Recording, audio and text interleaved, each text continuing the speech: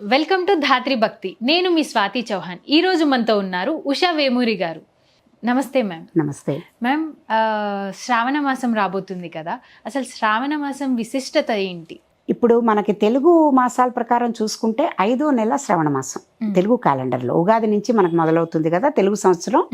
మనం చైత్ర మాసం, వైశాఖ మాసం అట్లా ఒక్కొక్క దానికి ఒక్క పేరు ఉన్నాయి. ఆ పేరు ఎలా వచ్చిందంటే కూడా ఆ నెలలో వచ్చే పౌర్ణమి ఏ తిథిలో వస్తుందో దాన్ని బట్టి ఆ పేరు వచ్చింది. చిత్తా నక్షత్రంలో పౌర్ణమి పడ్డప్పుడు చైత్ర మాసం అన్నాం. అలాగే ఇప్పుడు తీసుకుంటే గనక శ్రావణ మాసంకి శ్రవణ నక్షత్రంలో పౌర్ణమి వచ్చినప్పుడు శ్రావణ మాసం అంటారు. ఈ శ్రావణ మాసం ముఖ్యంగా చాలా చాలా విశేషమైంది. ఎలా అంటే ఆధ్యాత్మికంగా చూసుకున్నా, లేకపోతే మనకి ఋతువుల పరంగా వస్తున్న మార్పులు చూసుకున్నా కూడా చాలా విశిష్టమైనది. ఇంతకు ముందు మనం 3-4 నెలల నుంచి కూడా చాలా పెళ్లిళ్ళు అయి ఉంటాయి మనకి కదా. మాఘమాసం తర్వాత వైశాఖ మాసం అప్పుడంతా శ్రీరాముడి కళ్యాణం అది అయ్యాక కూడా బోల్డ్ పెళ్లిళ్ళు ఉంటాయి. ఆషాఢ మాసంలో పెళ్లిళ్ళు ఉండవు కాబట్టి గ్యాప్ వస్తుంది. సో ఇప్పుడు ఈ వర్షాకాలంలో ఏం చేస్తాం మనం అంటే బోనాలు అని చెప్పేసి ఇక్కడున్న వాళ్ళందరూనేమో ఆ వర్షాకాలంలో వచ్చే దీని నుంచి ప్రొటెక్ట్ చేసుకోవడానికి బోనాల పండుగ ఎలా చేసుకుంటారో అట్లాగే కొన్ని ప్రాంతాల్లో కొంతమంది ఆడవాళ్ళకి అమ్మవారిని కొలుచుకునే సాంప్రదాయం ఉంది. అసలు ఈ నెలకి మనం మామూలుగా ఏంటి విశిష్టంగా ఏం చేయాలి అన్నారంటే శ్రావణ మాసం అంతా పవిత్రమైంది. అసలు చూసుకుంటే ఆస్ట్రాలజికల్ గా చూసినా, భక్తిపరంగా చూసినా, ఆధ్యాత్మికంగా చూసినా కూడా శ్రావణ మాసంలో సోమవారం చాలా చాలా ఇంపార్టెంట్. ఆ రోజు సోమ అంటేనే అమ్మవారితో ఉమా, అమ్మవారి పేరు ఉమా అంటారు కదా. అయ్యవారు అమ్మవారు కలిసి ఉన్నది సోమ అంటే సోముడు ఉమా కలిపి ఉన్నది. సోమవారం అంటే మనకి చంద్రుడికి అధిపతి. మనకి చంద్రుడు మనకి ఎలా అయితే మనసుకు అధిపతో ఆయనకి అలాటెడ్ డే ఏంటి సోమవారం కదా. అందుకని సోమవారం చాలా ఉపవాసాలు ఉండి అందరూ కూడా ఆడలేదు మొగాలేదు అందరూ సోమవారం శివుడి దీంట్లో ఎక్కువ. శివుడికి ఈ నెల చాలా చాలా విశేషమైన నెల ఇది. అలాగే సోమవారం దానికి అనుకున్నాం. మంగళవారాలు వచ్చేసరికి గౌరీ అమ్మవారు. మన శ్రావణ మంగళవారం నోవులు చేసుకుంటాం. అది కొన్ని కమ్యూనిటీస్ చేస్తారు, కొంతమంది చెయ్యరు. వరలక్ష్మి వ్రతం అందరూ చేస్తారు. శుక్రవారం వచ్చేది 4 శుక్రవారాల్లో ఎప్పుడు వీలైతే అప్పుడు. ముఖ్యంగా బ్రాహ్మిన్స్ లో కొన్ని కమ్యూనిటీల్లో శ్రావణ మంగళవారం నోవు చేసుకుంటారు. అది 5 ఏళ్ళు కంటిన్యూస్ గా పెళ్ళైన ఆడవాళ్ళు 5 ఏళ్ళు చేసుకుంటారు. 5 ఏళ్ళు ఎందుకు చేస్తారంటే శివుణ్ణి సోమవారం మనం దీనికి ముఖ్యంగా ఆ రోజు ఇన్వోక్ చేసుకున్నాం. అమ్మవారు శివుణ్ణి సెపరేట్ చేయలేం మనం. అర్ధనారీశ్వర తత్వం. సైంటిఫిక్ గా చెప్పుకుంటే మ్యాటర్ అండ్ ఎనర్జీ ఇద్దరు కూడా, అంటే ఆలోచన ఒకళ్ళు ఆచరణ ఒకళ్ళు. మనకు మ్యాటర్ అండ్ ఎనర్జీ లేకుండా మనకి ఏమీ కనపడదు ప్రపంచంలో, సృష్టిలో. అలాగే అమ్మవారిని ఆధ్యాత్మికంగా చూసుకున్నప్పుడు శివుడు లేకుండా అమ్మవారు లేరు, అమ్మవారు లేకుండా శివుడు లేరు. అర్ధనారీశ్వర తత్వం. వాళ్ళిద్దరినీ కొలుచుకుంటాం మనం. పెళ్లిలో కూడా అమ్మాయి చేత, పెళ్లి కూతురు చేత గౌరీ పూజ చేయిస్తారు కదా. అది ఏ కమ్యూనిటీ వాళ్ళైనా కూడా చేస్తారు. అది నువ్వు లేకపోయినా గౌరీ పూజ అందరూ చేసుకుంటారు.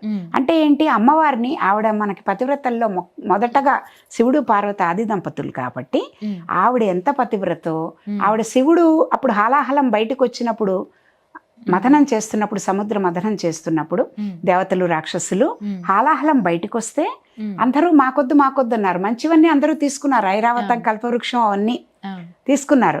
కానీ ఇది ఎవరు తీసుకోవడానికి ఇష్టపడకపోతే అప్పుడు శివుడు చాలా వరల్డ్ని ప్రొటెక్ట్ చేసే బోళాశంకరుడు ఆయన ఇదంతా ప్రపంచాన్ని రక్షించాలి వరల్డ్ని అని చెప్పేసి ఆయన నేను తీసుకుంటాను అని అమ్మవారిని అడిగి అమ్మవారికి చెప్తే అమ్మవారు తీసుకోమన్నారు.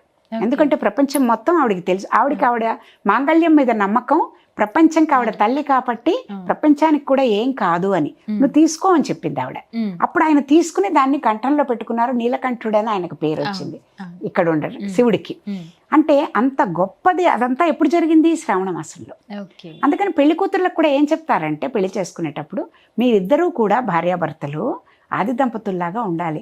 ఇద్దరు కలిసే ఉండాలి. ఒకళ్ళిటు ఒకళ్ళట్టు చూడడము, ఒకళ్ళిటు ఒకళ్ళట్టు ఆలోచించడం కాదు.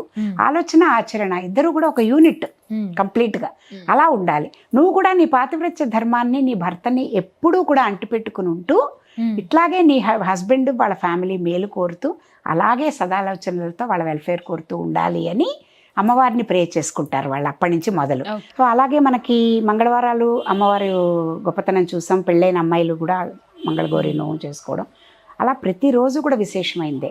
తర్వాత చూసుకుంటే ఏకాదశులు వస్తాయి, పంచమి మర్చిపోయాం మధ్యలో, నాగపంచమి అని చెప్పేసి విశేషంగా మన సంస్కృతిలో ఉన్న గొప్పతనం, సనాతన ధర్మంలో ఉన్న గొప్పతనం ఏంటంటే కాలానుగుణంగా ప్రతి సీజన్లో వచ్చే మార్పుల్ని, సృష్టిలో ఉన్న చెట్టు పుట్ట జంతువులు ప్రతి దాన్ని, క్రిమికీటకాలు అన్నిట్లో భగవంతుడిని చూస్తాం, అన్నిటినీ ప్రే చేస్తాం. నాగపంచమి అంటే నాగులు మనకి ఎంతో సహాయపడుతున్నారు. మనకి ఫార్మింగ్లో అనుకోండి, వేరే దీంట్లో అనుకోండి, ప్రపంచంలో అందరూ ఉండాల్సిందే, అన్ని రకాలు ఉండాల్సిందే. సో అందులో ఉన్నప్పుడు మాకు ఇంత సేవ చేస్తున్నావు, ఇంత హెల్ప్ చేస్తున్నావు. ముఖ్యంగా ఒక కుండలిని శక్తి ప్రకారం చూసుకున్నా కూడా ఆ పాము అనేది మన శరీరంలో మూలాధారం నుంచి సహస్రారం వరకు ఉన్న బ్యాక్ బోన్ ఏదైతే ఉందో దాన్ని కనెక్ట్ చేసేది ఇందులో మనం చూస్తాం. కాబట్టి మనిషి అది సరిగ్గా పనిచేయకపోతే బెడ్ రిడన్ అయిపోతాడు, లేచి కూర్చుని తన సరిగ్గా కూడా కూర్చోలేడు. అంత ఇంపార్టెంట్. కాబట్టి ముఖ్యంగా ఇంకోటి ప్రోజిని, పిల్లలు పుట్టాలన్నా కూడా, కుటుంబం మనకి ఆ వంశం నిలవాలన్నా కూడా, ఆ అమ్మాయికి, ఒక అమ్మాయికి ఎవరైతే ఆ ఇంటి ఇల్లాలుందో తనకి రీప్రొడక్టరీ ఆర్గన్స్ అవన్నీ కూడా సరిగ్గా ఉండాలి. అప్పుడే తనకి కన్సీవ్ చేయడానికి, పిల్లల్ని నెక్స్ట్ వీళ్ళని చేయడానికి, బేర్ చేయడానికి శక్తి ఉంటుంది. కాబట్టి వీటన్నిటినీ కూడా ఇది చేస్తూ, నాగ దోషాలు ఉంటాయి, అందుకే అంటారు పిల్లలు పుట్టరు, అనారోగ్యంతో ఉంటారు, లేకపోతే పుట్టకపోవచ్చు, ఇట్లాంటివి నాగదోష పరిహారాలు చేసుకుంటారు. అందుకని పంచమికి మనం నాగుల్ని కొలుస్తాం శ్రావణ మాసంలో. ఆ రోజు పుట్టకెళ్ళి పాలు పోసుకోవడం, నాగదేవతని ఇచ్చేయడం. చాలా మందిలో మా ఇళ్లలో కూడా అలవాటు ఏంటంటే నాగుకి సంబంధించింది ఏం చేస్తున్నా కూరగాయలు పళ్ళు కూడా కొయ్యం. ఎందుకంటే అది కోసినప్పుడు అందులో ఏదైనా జీవి, ఏదైనా చిన్న పురుగు ఉన్నా కూడా దానికి ఏమైనా హాని చేస్తే మనం ఒక మూల పూజ చేస్తున్నాం, ఇంకో దాన్ని, ఒక జీవిని కష్టపెడుతున్నాం, చేయకూడదు. అందుకని అసలు కూరగాయలు కూడా తరగరు ఆ రోజు, కొబ్బరికాయ కొట్టరు. ఏదైతే నాగుపాము భయపడుతుందో అలాంటి పనులు చెయ్యరు. నాగుల చవితికి కూడా అంతే, అట్లా చేస్తారు. సవ్యంగా మమ్మల్ని జాగ్రత్తగా చూడమ్మా, నీకేం మేము కష్టం కలిగించాం, మా ఇంటిని, మా పిల్లల్ని, అందరినీ కూడా సరిగ్గా చూసుకోమని చెప్పేందుకు. తర్వాత ఏకాదశి ప్రతి నెల వచ్చేటట్టే ఆ రోజు ఏకాదశి, అది కూడా మామూలుగా ఉపవాసం ఉండడం అది చేస్తారు. తర్వాత పౌర్ణమికి ఏమో రక్షాబంధనం, మనకి అన్నయ్యలకి, తమ్ముళ్ళకి, చెల్లెళ్ళు, అక్కళ్ళు చక్కగా రాఖీలు కట్టడం, వాళ్ళని ప్రొటెక్ట్ చేయడం, వీళ్ళు గిఫ్ట్లు ఇవ్వడం, ఇదంతా మామూలుగా జరుగుతుంది. ఇంకోటి ఏంటంటే ఉపాకర్మ అని చెప్పేసి, ఎవరైతే ఈ సంధ్యావందనం చేసుకునే సంప్రదాయం ఉంటుందో, ఉపనయన కార్యక్రమాలు చేసుకునే సంప్రదాయం ఉంటుందో, వాళ్ళు ఆ రోజు జంధ్యం ఏదైతే వేసుకుంటారో అది మార్చుకుంటారు మంత్రోక్తంగా. పౌర్ణమికి వేసుకుని గాయత్రి మంత్రం అది చేసుకుంటారు. అందుకని రక్షాబంధనం రోజు ఇటు వీళ్ళకి సెలబ్రేషన్కి, అటు మనకి సంస్కృతి పరంగా వాళ్ళు అది చేసుకోవడానికి కూడా వీలవుతుంది. తర్వాత 4 శుక్రవారాలు చెప్పాం, వరలక్ష్మి వ్రతాలు అవి చేసుకుంటామని. ఇట్లా ప్రతిరోజు కూడా శనివారం మనం మామూలుగా అయితే ఆంజనేయ స్వామిని కొలుచుకుంటాం. సో ఆంజనేయ స్వామిని ఎందుకు కొలుచుకుంటాం అంటే నవగ్రహాలు, శనిగ్రహం మనని బాధించకుండా ఉండాలి అని. సో శివుడు కూడా, శివుడిని ప్రే చేసిన మన నెలంతా కూడా ప్రే చేసుకుంటున్నాం. కాబట్టి మనకి శనిగ్రహ దోషాలు ఇలాంటివన్నీ లేకుండా ఈ నెలంతా కూడా సవ్యంగా మనకి శివుడిని స్తోత్రం చేస్తున్నాం, అమ్మవారిని స్తోత్రం చేస్తున్నాం, ఆంజనేయ స్వామిని స్తోత్రం చేసుకుంటున్నాం. తర్వాత విష్ణుమూర్తిని కూడా మనం కొలుచుకుంటాం ఈ నెల అని చెప్తారు.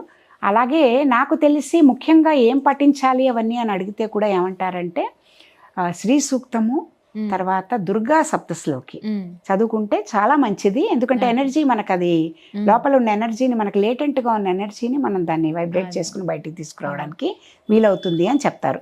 ఇది బేసిక్గా మనకి శ్రావణ మాసం గురించి. శ్రావణ మాసంలో ఎలాంటి నియమాలు పాటించాలి? ముఖ్యంగా ఉపవాసాలు, దీక్షలాగా ఏదైనా పనులు అవి చేస్తున్నప్పుడు ఎక్కువగా నాకు అనిపిస్తుంది అది ఎందుకు పెట్టుంటారంటే గనక, మనం భక్తిగా ఇప్పుడు శివుడికి మనం ఏదైనా ఒక పూజ, సోమవార నియమం ఉన్నప్పుడు శ్రావణ సోమవారాలు అని చేస్తారు, జన్మంతా చేస్తారు చాలా మంది. పొద్దునుంచి ఏం తినరు, ఉపవాసం ఉంటారు. ఎందుకంటే దేవుడికి ఒక పూజ చేసుకోవాలి, అభిషేకం చేసుకోవాలి అంటే తిని చేయం కదా, అందుకని ఉపవాసం ఉంటారు. ప్రదోష కాలంలో సాయంత్రం, పొద్దున అట్లా ఎప్పుడైతే ఎప్పటికి ఎవరికి అలవాటు ఉంటే ఆ దీని ప్రకారం వాళ్ళు పూజ, అభిషేకము అవన్నీ చేసుకుంటారు. చేసుకుని సోమవారం వ్రతం చేసుకున్న వాళ్ళకి చాలా చాలా మంచి, అంటే ఆధ్యాత్మికంగా పురోగమిస్తారు వాళ్ళు.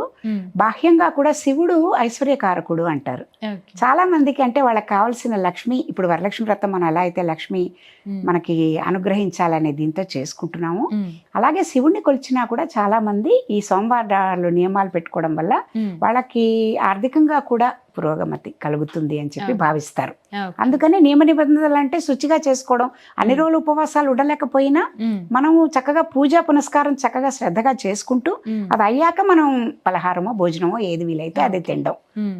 అంతే. అలా పెట్టారు నియమాలు. చూశారు కదండి. మరిన్ని అప్డేట్స్ కోసం చూస్తూనే ఉండండి ధాత్రి భక్తి.